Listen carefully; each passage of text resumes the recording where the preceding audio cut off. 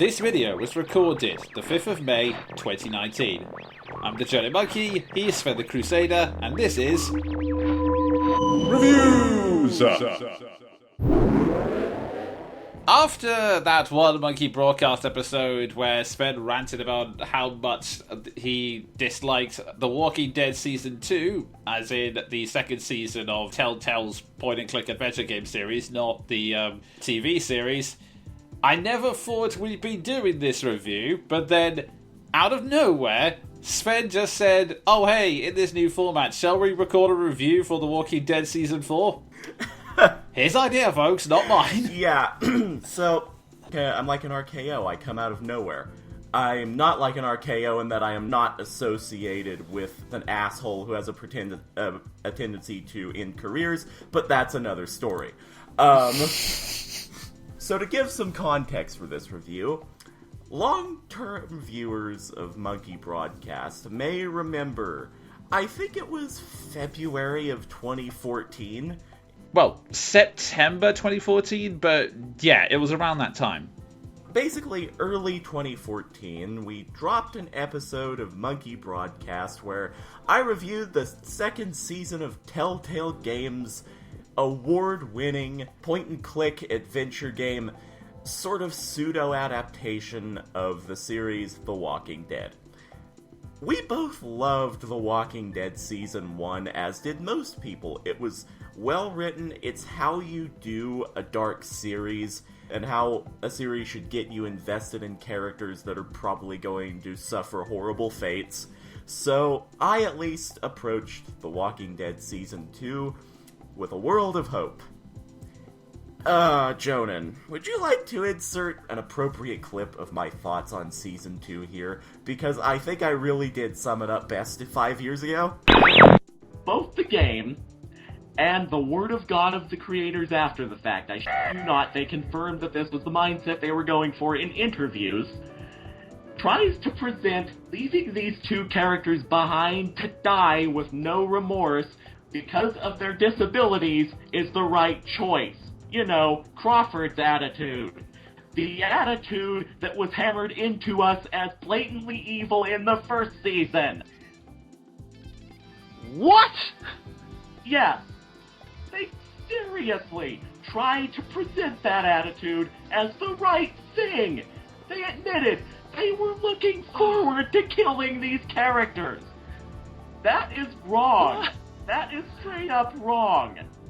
And again, in episode 4 of the first season, we are hammered repeatedly with how evil Crawford is. And let me add to that, rightly so. Social Darwinism is not acceptable, and yet here this game is, trying to present it as the preferable choice. Oh my god, that's just so dumb! Yeah, it is dumb and frankly insulting and offensive. And I am very difficult to offend, trust me. There's no other way to put it. The 4th episode is a disaster. And it's also beyond disappointing because, like I said, I was one of the few people who liked the new cast. And then they spring this garbage on us, just wipe away the slate clean, and we're left with a confrontation in the final episode that both does not deliver on what the season had been promising, and also leaves a bad taste in your mouth because it ultimately feels like a pointless anticlimax. Well done, Walking Dead, this is what you've become.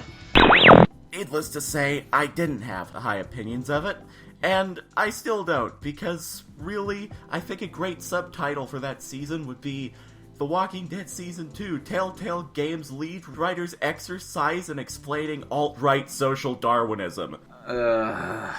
At the very least, even if it's not that, it's new writers for The Walking Dead go straight into the worst parts of the zombie apocalypse fantasy, which is part of the reason why I've never liked the zombie apocalypse, is that, oh, I'm smart, and if I got to show them off in this situation, everyone would realize that I'm not an asshole, I'm just the one who survives. Just... Yeah, it's sort of a prevalent trope, and unfortunately, the new writers for Season 2 just leaned right into that. After everything Season 1 did to be sensitive toward apocalypse survivors with difficulties. Let's just put it that way.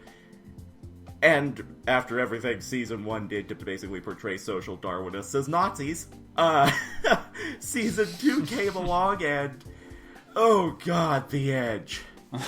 Oh, it's like reading a Neo-Seeker forum on the subject. I will also point out that if you want a slightly more positive take, Innuendo Studios also gave the idea that maybe the whole point was that it meant to deconstruct the relationship between Clementine and Kenny, that he's actually an abusive father, that Clementine is continuously making excuses for him, and people have to get it through to her that no, this isn't acceptable, he's violent and dangerous, which I do like as an alternate take, but even Innuendo Studios was quick to point out that the game is still unbelievably bleak, and it's possible that even if that was the intent, they did it so subtly that no one got it, to the point that some people still insist the best ending of The Walking Dead Season 2 is when you help Kenny kill the woman at the end and walk off into the sunset. Yeah, and that's not even getting into all the crap that happens before the absolute show that is Episode 5. Still, all these years later, I'm not over it. I still have especially virulent personal dislikes for certain individuals. Currently, that space in my heart is occupied by Donald Trump, whoever decided it would be a great idea to turn a fun, campy World War II shooter game into the military wank that is Call of Duty now, and The Walking Dead Season 2 lead writer Nick Brecken. Yeah, that's a great company. I should also give, just for brief context on my end, ever since I've heard that review, I've decided not to pick up or watch The Walking Dead Season 2, apart from a few other reviews for context. And some people may think that, oh, Jonin, you should play the game yourself and develop your own opinion. It's kind of part of the whole change of circumstance and change to my whole reviewer policy in that I don't seek out bad games anymore, just because I have so little time that I really don't want to devote it to games I know are gonna make me angry. So, yeah, unless I know it's gonna be fun in a bad way, I'm really not the sort of people to pick up on it. It's why I stopped watching Game of Thrones, because I know that it's gonna make me angry, or at the very least, unbelievably bored. I'm not gonna seek it out just so I can know what the zeitgeist is, not when video recaps exist, you know? Yeah, exactly. And honestly, my advice to anyone looking to play The Walking Dead Season 2 would be this: don't. Now, to sort of segue into what I actually going to try to review today, a funny thing happened between the years, I think it was 2016 and 2018. Teltale Games went to hell. It was revealed that they treated their employees like trash. Their games were receiving increasingly dire reviews, and the whole thing created a cocktail where they just could not physically go on. So, they folded, and left a lot of strings dangling, like low-hanging fruit everywhere, like an overgrown, badly written mango tree. And on top of that, what made it even worse is that so many people responded at the time with, "Oh, I'm so glad of that. Telltale's games are all just the same anyway. They never did anything new or original." Here's the thing.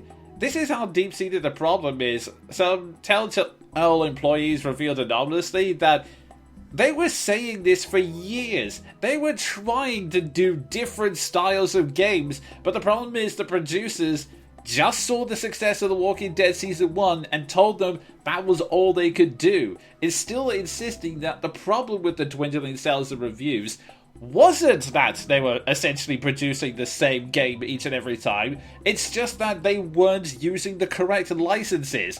That's why they kept getting more famous properties that were increasingly less of a fit. Like, no one wanted a Minecraft story mode. No one was particularly interested in seeing Guardians of the Galaxy, where you can choose your own choices. Not when you've got the James Gunn movies, you know? Yeah, exactly. And it should really give you an insight into the niche that they were forced into, like Roman Reigns cutting bad promos, that one of the intellectual properties that they immediately picked up after the success of TWDG Season 1 was Game of Thrones. Oh god, yeah, I forgot about that one. Just a little crossover of horrible edgy writing right there. So, oh god. Yeah, Teltale folded in 2018, and really it's sort of a bittersweet thing because, yeah, they made some great games. I still love to pieces Tales of Monkey Island, and I still love to pieces The Walking Dead Season 1, and even Season 2 had great concepts until things happened.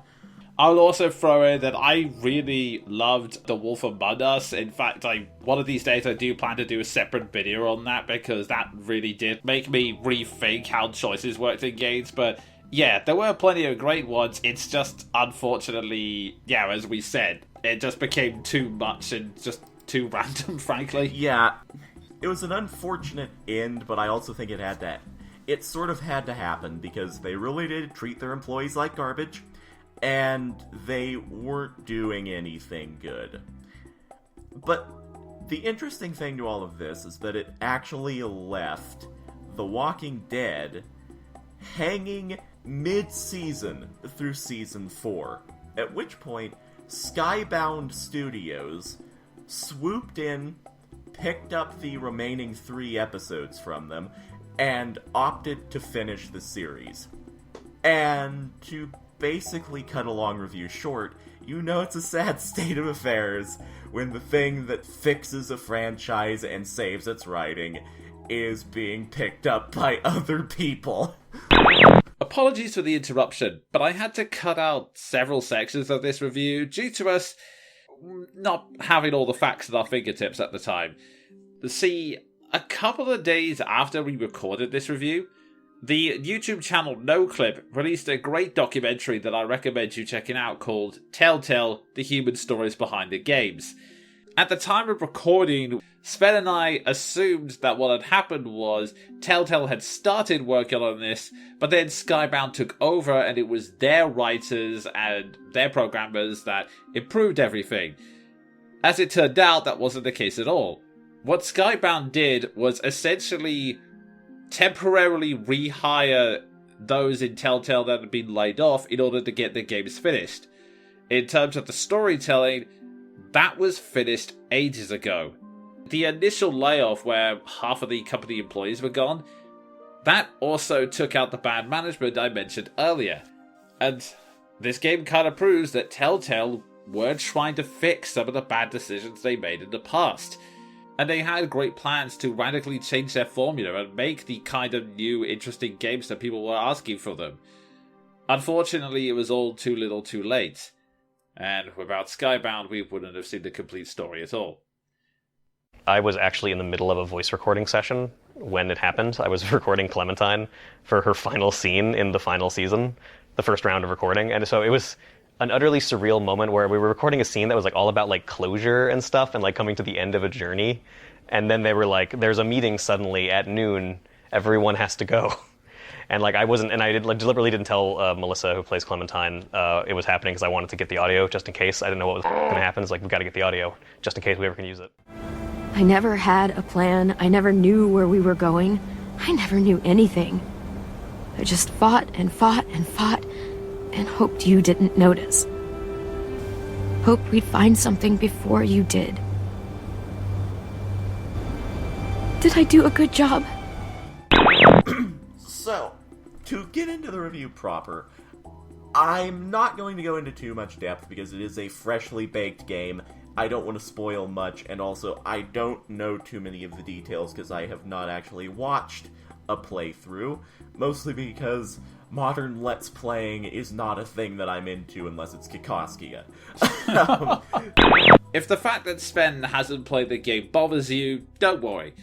After this recording, I actually bought The Walking Dead Season 4 myself and played it through from beginning to end. So to recontextualize this a little bit, consider this Sven selling me on the premise of the game, and then I'll come back at the very end to let you know what my thoughts and feelings are on the game after Sven's literally sold me on it. Basically, The Walking Dead game Season 4, it takes place 7 years after the events of The Walking Dead Season 1, meaning that TWDG officially has the longer timeline than the show, despite the show seemingly going on forever and doing nothing. It's like the One Piece of zombie apocalypses. And Season 4 sees a return to the point of view of Clementine, the deuteragonist of Season 1, and honestly the most popular child in any media ever. They're not a well-written bunch most of the time. As Clementine, in almost Stephen King's It fashion, attempts to establish a new life in amidst other teenagers living at what was once a boarding school, while also taking care of a 5-year-old who fell into her care after the disastrous events of the disastrous Walking Dead Season 2. Have I mentioned that Walking Dead Season 2 was a disaster? That's basically the long and short of it. It's 7 years later, and now life is trying to reestablish itself, which is a trope I really, really like. See Fallout New Vegas. Basically, bad things happened, but life goes on. But of course, this is The Walking Dead, so of course, life goes on in, shall we say, bleak ways. People die. Spoilers. Life goes on, and so does unlife. But anyway... Life goes on, sometimes against your will. So, yeah, I really do use Stephen King as a point of comparison here, because Season 4 doesn't really have the same vibe as Season 1, because Season 1 was sad, man. Jonin can vouch for that, because he and I both watched Necroscope 86 play it. Way back in the day. That's a vintage Let's Play reference. And we also both watched that same man be absolutely destroyed by that season. After watching that Let's Play, I then did pick up the game and play it for myself, which is how I got the footage for my Walking Dead VGT review.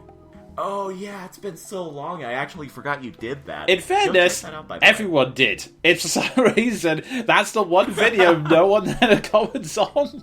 Yeah, and it's weird, because that was a hot topic at the time. Yeah, it's like this weird phase where my productivity went up. I covered an indie game, The Walking Dead and Shadow of the Colossus, and that got almost no comments whatsoever. And then I talk about Fire Emblem for 2 episodes, and suddenly everyone's talking at me. Namely to tell me about how either they really loved it, or I didn't get Micaiah. Sore point. Side note, what is there to get? Anyway, we both know that Season 1 was tough times. It was sad for well-written reasons, which is more than I can say of sad for hilariously and oftentimes offensively bad reasons. But I've been over that many, many times in this very review already. It really is a different tone. Like, things are bleak, and it's still a horror IP, but I dare call it more of a coming-of-age drama, which is why I compared to Stephen King, because he's done at least 2 of those. It and...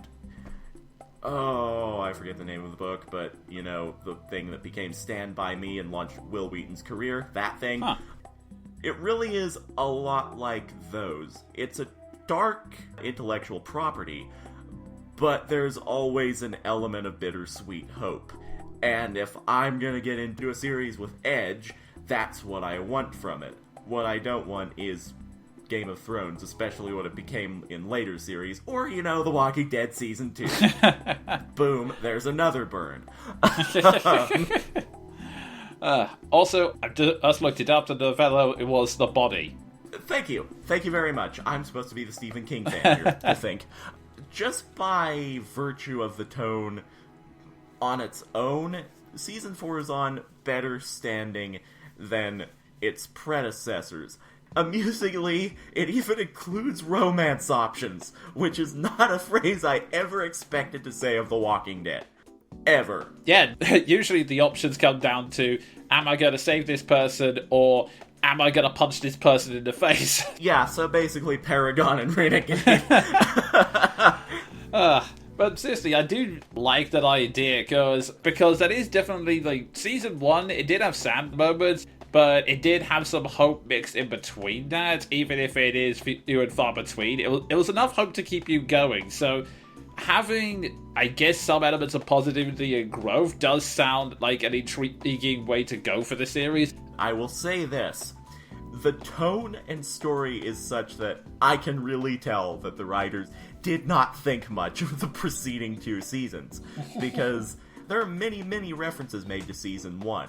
Like, Lee is always brought up, Lee being the much beloved protagonist of Season 1. There are references to Kenny.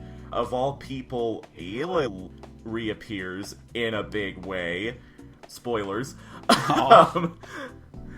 But if you were to take The Walking Dead Season 1 and Season 4 as just a straight line from one another, with no Season 2 or 3 between them, you would lose absolutely nothing. Wow. Like, even the kid that's with Clementine that she's now taking care of, you could write him off as just someone she picked up on the road, as like the morality chain as Clementine was to Lee, and completely write out his origin in Season 2, and lose nothing. That's the impact that Telltale Games had on their own franchise for the span of 4 years.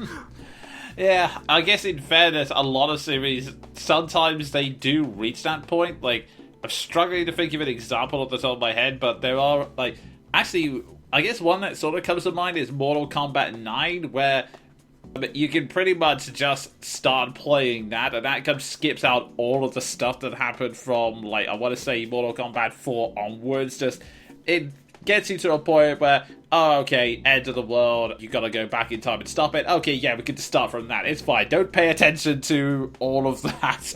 Yeah, pretty much.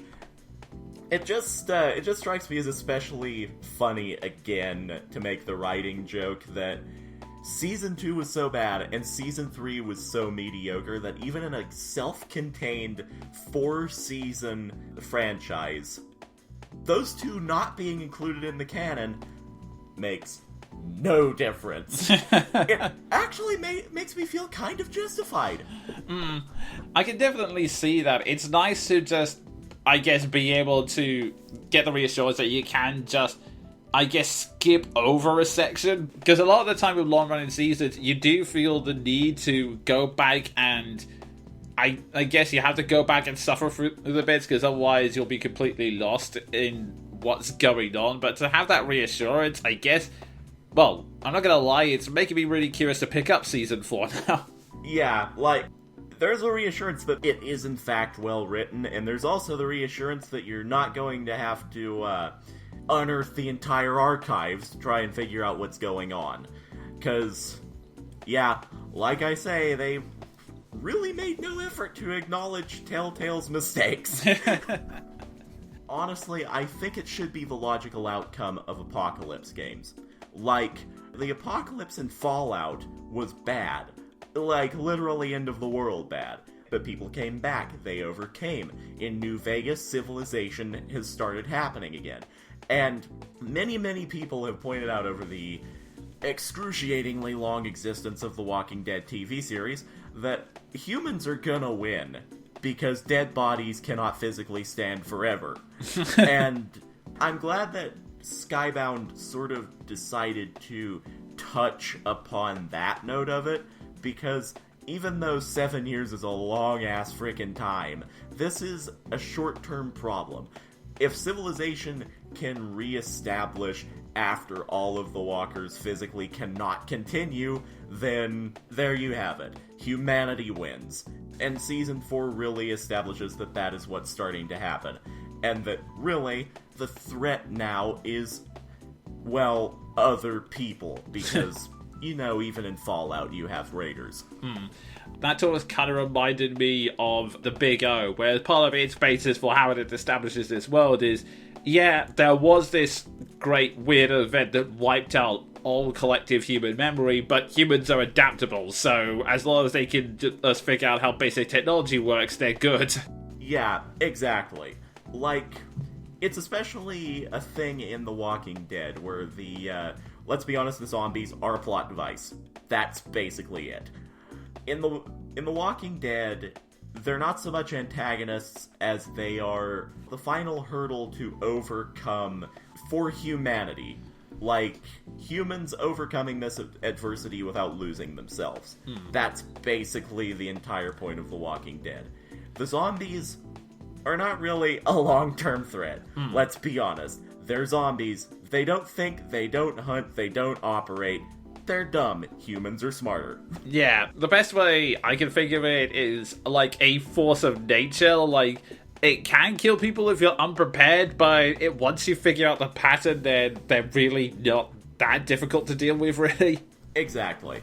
So yeah, I've come back around to this point, but Season 4 really is touching upon the tropes that make me love Fallout.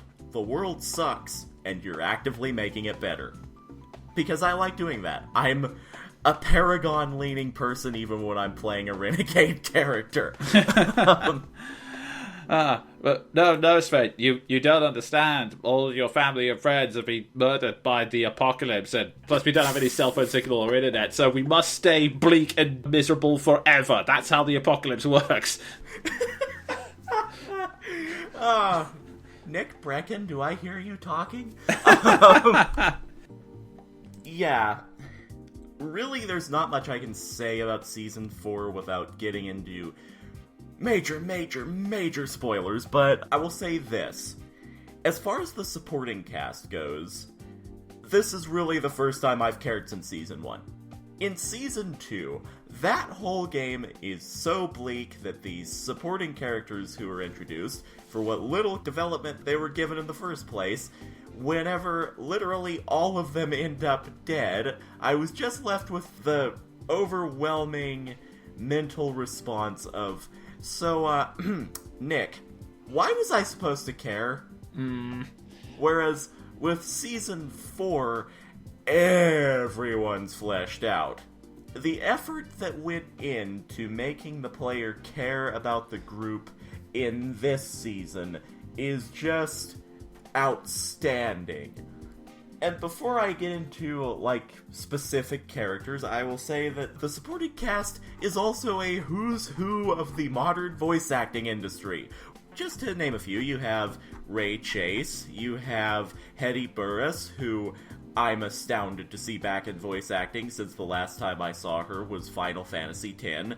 You have Allie Hillis, you have Robbie Damon, and to my astonishment, you have Johnny Young Bosch. Oh, nice. He's back in the game.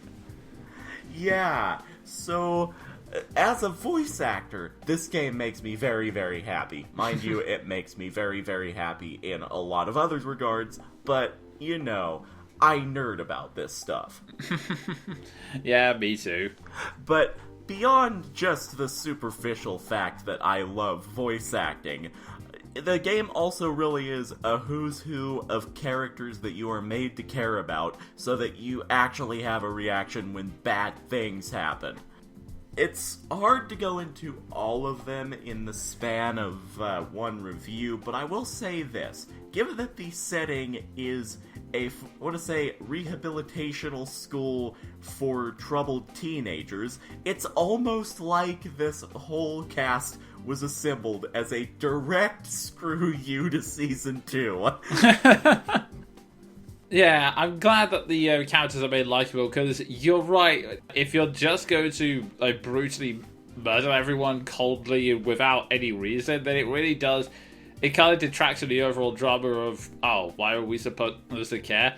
Like, one of the series I've been getting into through Let's Play is Danganronpa, which also does a great job of having a bleak atmosphere, but giving you enough hope and enough great characters that makes you want to continue watching in the hope that some of them survive, as opposed to just watch these people die horribly and pointlessly. Basically, yeah. It's like... Well, it really is like comparing The Walking Dead Season 1 to all of Game of Thrones. Just all of it. And as a side note, I really find it funny how Season 2 coincided with Game of Thrones Season 5, which was... Oh god, Season 5. Anyway, you're really given reason to care. I'll say this much about the plot. What happens is high impact and gripping enough without the emotional connection to the characters, but throw in that and you really have something worthy of the franchise. I will, for the sake of brevity, just leave off most of the characters as well written, get to know them when you play the game, but I will especially say that there are only 2 romance options in the game. I do appreciate that the system is in place, and I also do appreciate that the 2 romance options that you're given are eminently lovable. Aww. Like, you have a choice between Lewis, the sassy, flirtatious jazz singer of this group of teenagers. I call him the party bard. And troubled, sort of depressed, but eminently snarky Violet. I almost liken her to Raven from the Teen Titans, which is not an ill comparison. So, essentially, you have the brooding bad girl and the sweet, lovable boy. So. Basically, yeah. Yeah. Perfectly valid choices. Like, from what little I've encountered of them as someone who has not played the game, I'll get into that in the closing of this, because I do have some salt to spill. I love them both. I don't know how I could choose. Well, we all have to make that choice eventually.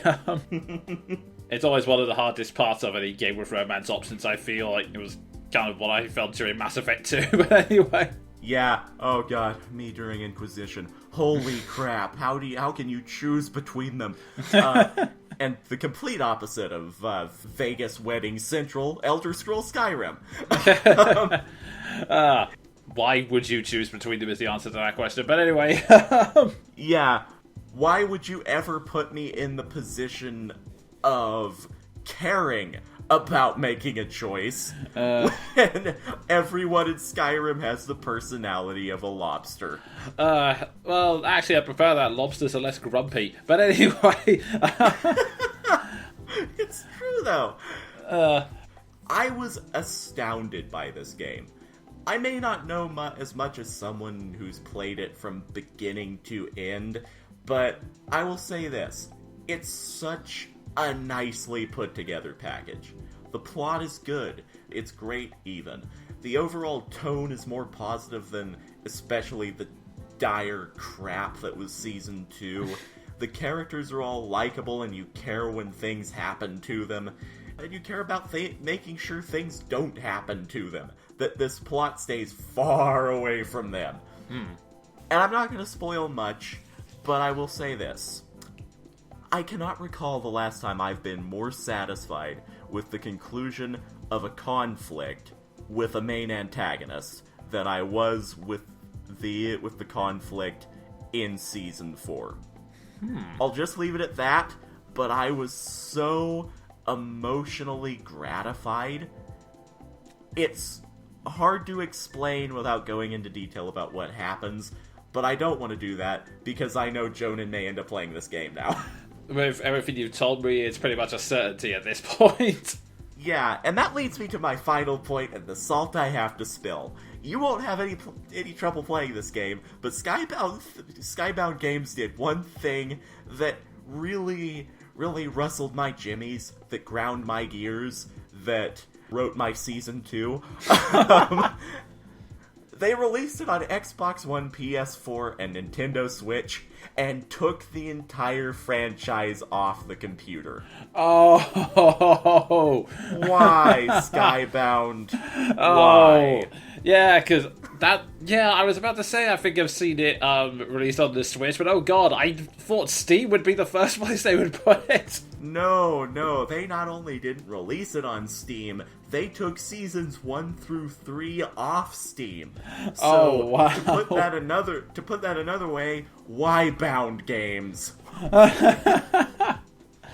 Oh god. Yeah, I gotta wonder what the thinking behind that is. I mean, if it was something like EA, it would make sense because they were planning to, like, create their own streaming service, like Origin or something. But, yeah, to just take it off PC like that, I have no idea what they're thinking.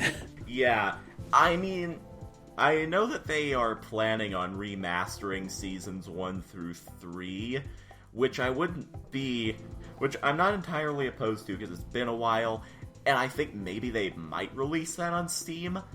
I mean, I'm hopeful, but then again, I'm also hopeful that whenever they do their remaster, they just completely rewrite Season 2, so that probably is just another pipe dream. Yeah, I'm hoping that PC users will eventually get a good deal out of this. At the very least, you convinced me to pick it up on the console side of things.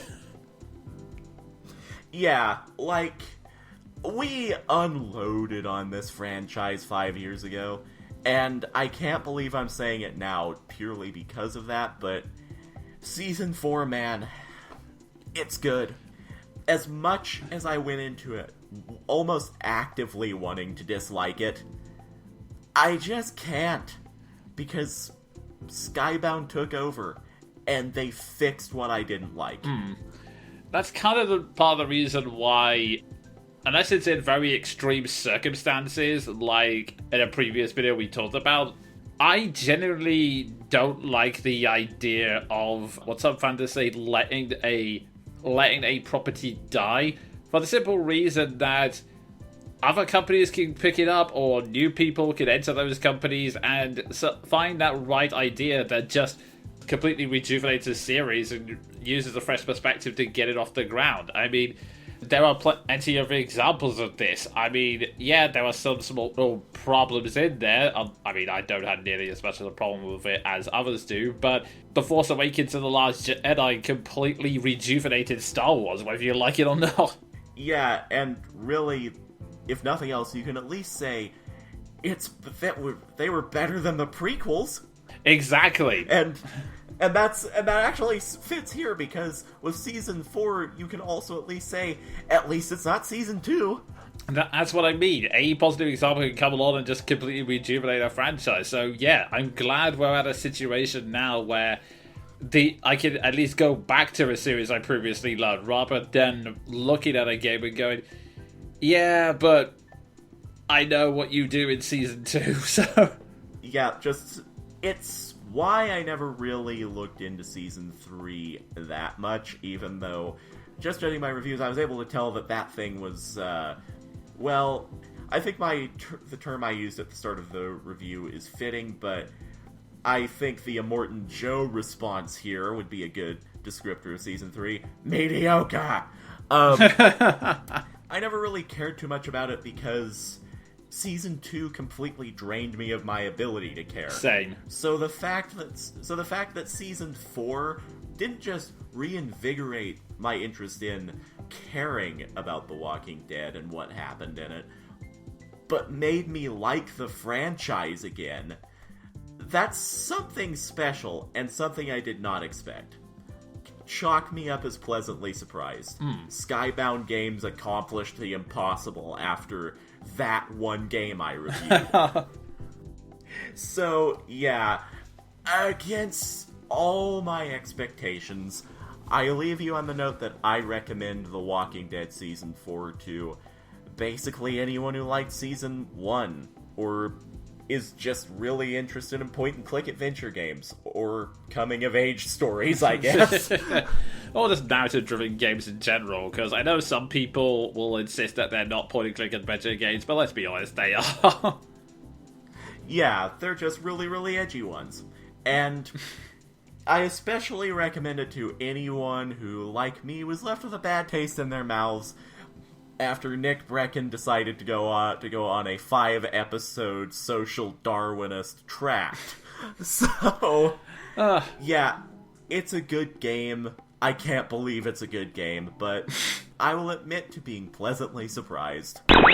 Hello, it's me again. I'm now recording this in the 14th of June 2019, and here are my opinions on The Walking Dead Season 4. Sven was not lying. It really is a good return to form. Playing through it reminded me of all the good things I liked about The Walking Dead Season 1. It's tragic, but not bleak. I mean, it's a zombie apocalypse, so people are still going to die, but there is a lot of hope in there, and I did feel very satisfied, comfortable with these characters' fates by the very end. It's a good note to end the series on. And like Sven said, you can pretty much just ignore seasons 2 and 3, because frankly there are only 2 elements that are even slightly acknowledged from seasons 2 and 3.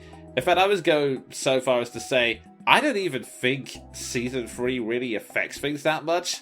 I guess it may change how Clementine picked up AJ, the child Sven was talking about, but otherwise, it really doesn't matter.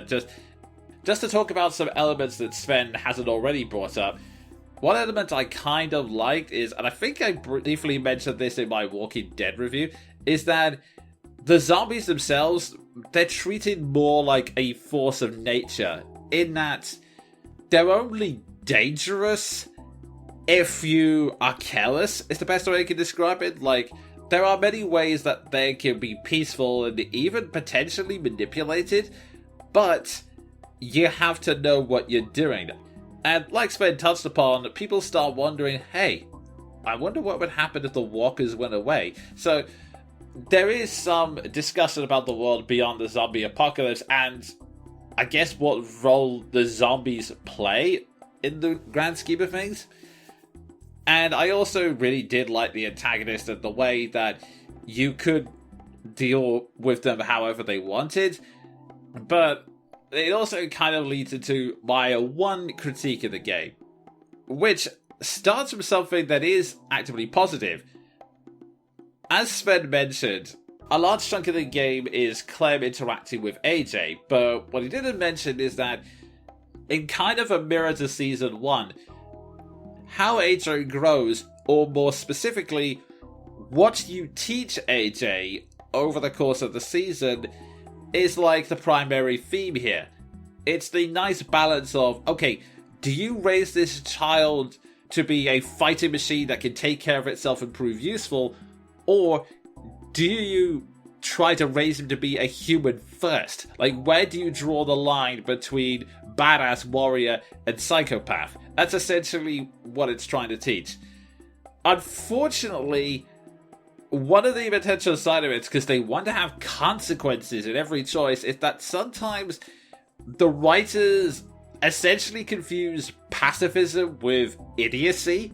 Like, okay, there is a section where they have a dangerous person at gunpoint, and I was essentially trying to teach AJ that shooting walkers is fine, but it's not okay to shoot an unarmed person. So I told AJ to put the gun down, and then one of the characters stands right in between AJ and the antagonist, their back turned to said antagonist, and said, "You did well." And then they get offed, and I'm like, God damn it, I said don't kill them. I didn't say completely relax your guard. It's just, it's filled with little irritating things like that, especially the final episode.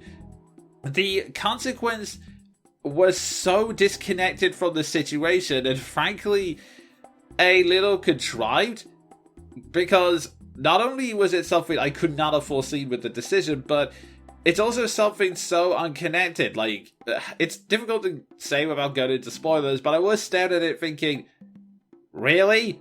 You're trying to make me feel bad about that? Screw you! I don't feel bad because I stopped a character from doing something so monumentally stupid. But yeah, that's honestly my only critique, and I think the only reason it bothers me so much is just because it happened so close to the end, and it just felt like it was a sour note that existed, again, just for the pretense of having a consequence, even though it really doesn't seem all that related to the choice. But that's just like a small irritation to what was otherwise a really great experience from beginning to end. Like, this was like the perfect swan song for Teltale to, I guess, end their development history on, because it was going out of its way to correct the mistakes of before. You're no longer being rushed through action set pieces and drama. There are nice, quiet moments where the characters can develop, and like Sven said, just seeing these kids do stupid stuff like play Truth or Dare, it does give this heartwarming idea that we're finally able to move on from all of this ridiculous tragedy and melodrama of the zombie apocalypse. I mean, season 1 had a good ending, but there was always that unknown mystery of Clem is out in the wider world, and she could survive, but what awaits her out there? This time, again, without getting into any spoilers, the ending of the final season pretty much says, you've done well, now rest, we have a home now. So yeah, if you had any joy playing Telltale games, I'd recommend buying it. It's the perfect song to go out on.